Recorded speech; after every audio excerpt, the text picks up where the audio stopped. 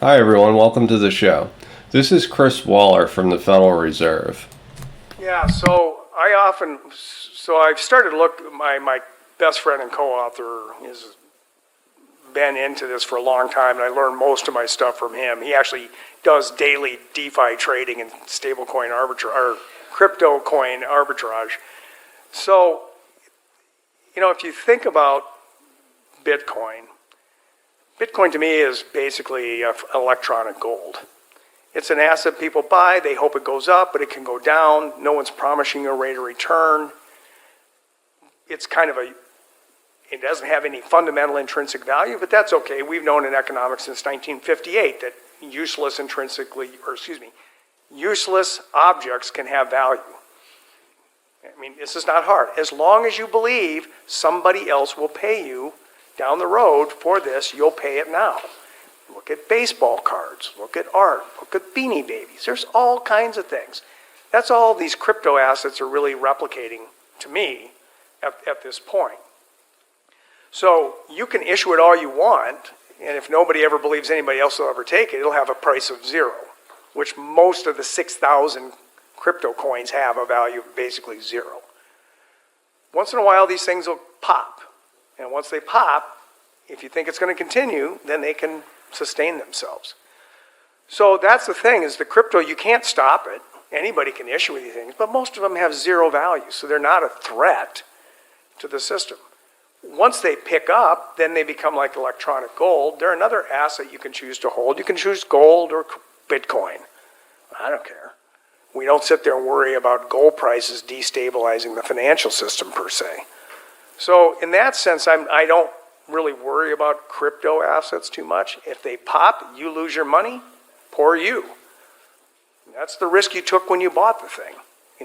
So I don't think we'll ever see, or I hope we don't see, that governments step in and backstop these things any more than we backstop the price of gold. We don't do that. So that's a credible thing where we don't backstop it. If it goes up, you gain. If it goes down, you lose. Same thing with crypto assets. DeFi to me is another fascinating thing. I'm actually going to be giving some talks early next year on crypto and on DeFi.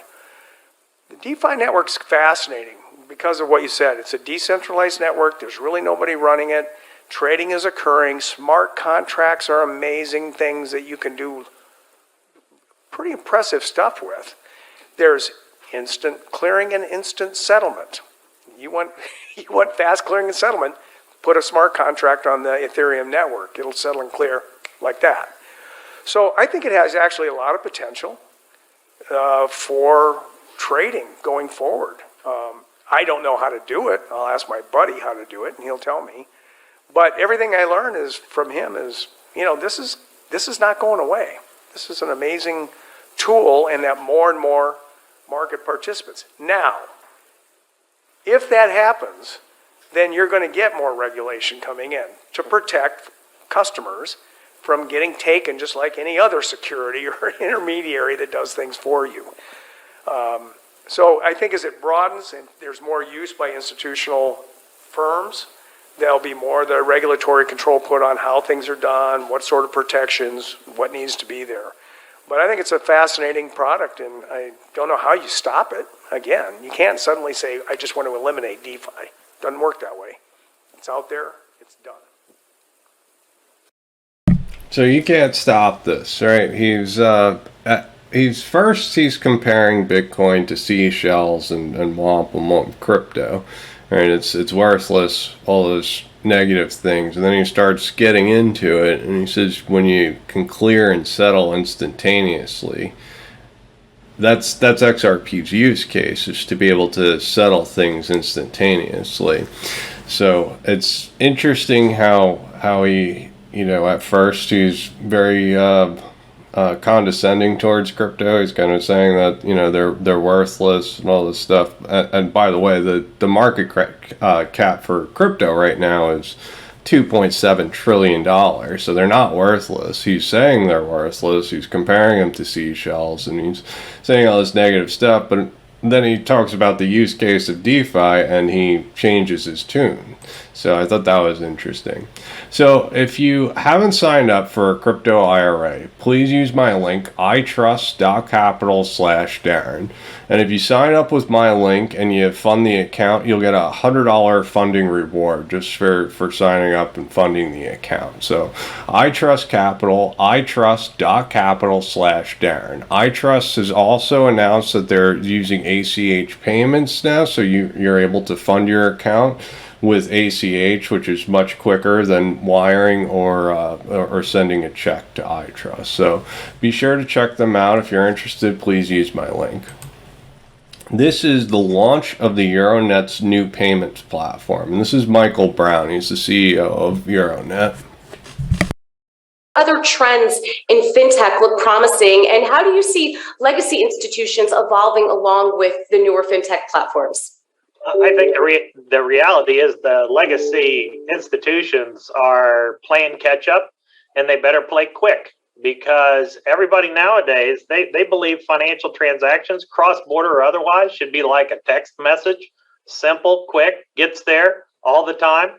And I think these legacy platforms with old standards and tech that was put in 30, 40 years ago need to make some changes. So we're excited about that, because we're a piece of that change with our Dandelion product, and it will accelerate banks or a fintech's ability to make those connections for payments really quick.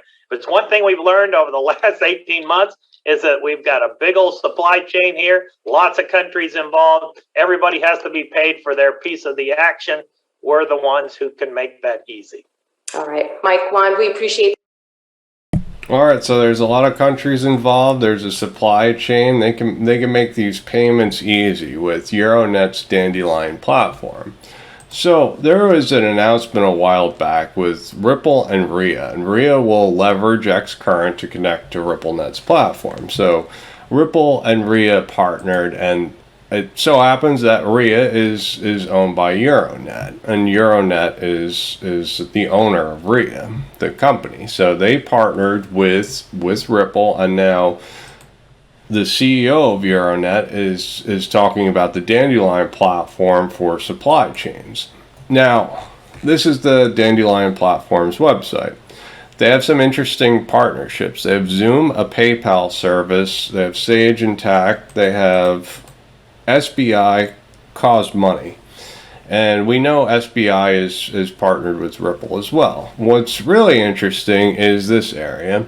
So on the Dandelion platform, it says built-in settlement. One contract and settlement eliminate the need to establish relationships with receiving banks. So in one message and in the message, you're able to settle. Now, XRP is used for settlement. And this is one contract that will settle, and you'll eliminate the relationship with the receiving banks. That sounds a lot like what ODL is trying to do, right? And it's also the Nostro and Vostro accounts, right? If you don't need to have the relationship with the receiving bank, that sounds pretty interesting to me. And this was one of the partnerships, the BTerral group that they had here in the partnership tab, which was Sage Interact, the BTerral group. So there is some interesting services and everything, construction. They have some interesting industries using their payments platform. So the next thing was SBI Cause Money, that was part of the Dandelion platform. We know the SBI is partnered with Ripple. We know Ripple Asia is the partnership with SBI. Now with this platform, you're able to send remittances to all of these countries, right? Vietnam, China, Nepal, Indonesia, the US, Singapore, Australia, UK, Malaysia, and what was really interesting is this video down here, which I can't play because I don't own the license for the music. But in this clip, it says that they're over 90% cheaper than banks to send their remittance. And then this next clip is fast remittance speeds, a minimum of 1 minute. So how are they doing this under a minute? And they're also partnered with the Dandelion platform, which is Euronet, which owns RIA, and RIA is partnered with Ripple. And this guy's whole spiel here was pretty much Brad Garlinghouse's elevator speech on this YouTube show. So that was interesting to me. The next piece of information is Paul Tucker. Paul Tucker is a Bank of England central banker. And he was competing with Mark Carney to get that share. So this is Paul Tucker speaking. Private part of the monetary system. And I can imagine a world where the things that are now called banks become marginalized over, I don't know, some period. But there are other private monetary institutions. Yep. And no one should be opposed to that in principle. The big question is, does one want credit to be allocated in the private sector with a welfare insurance safety net provided by the fiscal authority, or does one want my successors to be sitting at their desk saying, actually, I need to lend more to the north to help leveling up, or I need to lend more to the coal industry to keep it in existence, or less to the coal industry to take it out of existence. And I think I think this is the really big question, and it's one I would like to see politicians answer definitively. Do we want a state credit bank, or do we want credit allocated mainly by the private sector? And if they answer that, well, we want it mainly allocated in the private sector, then the question is, how do you maintain that and introduce digital currency at the same time? And this is not about defending the incumbency of banks, but nor is it about setting out to undermine the incumbency of banks. No, I think that's right. And it's why it's so complicated. Indeed, why the ECB is spending 5 years thinking about it. It's very, very difficult to solve. But Paul, well, these big questions don't take 5 years. They take the right people having a handful of meetings over a few months. They do not take 5 years. Okay. Well, perhaps. So they don't take 5 years, right? This digital currency topic has been on central bankers' minds for at least 5 years now. And he's saying that it doesn't take this long. What's really happening is they're trying to figure out if the central bank should be, nationalized, where the state is the one that's creating credit, right? So if you want a loan, you got to go through the national bank. And that's originally the private sector's job, right? So if your business is profitable, you get a loan from the bank and you can expand your business. Now the danger of this is, right, if the being politicized, the economy starts becoming politicized. And he gave the example of green energy. If we want to cut off the oil industry, we just won't lend to them anymore. If we want to make another industry, we lend to them. So, I think this is starting to get pretty ugly economically speaking if they do choose that route. This is Brad Garlinghouse on CNBC. Days you're seeing inflation that we haven't seen for decades. And when people are concerned about holding a fiat currency that might be inflating and thus devaluing, they're looking at how can I hold other assets that won't have that same inflationary dynamics. So look, I'm not here to predict exactly where the crypto markets will be next year, but I think if you step back and take a long view, a 5-year view, a 10-year view, these are real technologies that are fundamentally reworking how our financial infrastructure works. And I'm very bullish and very optimistic about what that longer term horizon looks like. So, there is a lot. So the inflation narrative, right? We're keep seeing higher and higher prices, and more companies are going to start trying to protect themselves from inflation, right? That's why Tesla bought Bitcoin. That's why MicroStrategy buys Bitcoin. That's why these institutions are dipping the toes into crypto, and that's not going to stop. That inflation is just going to continue.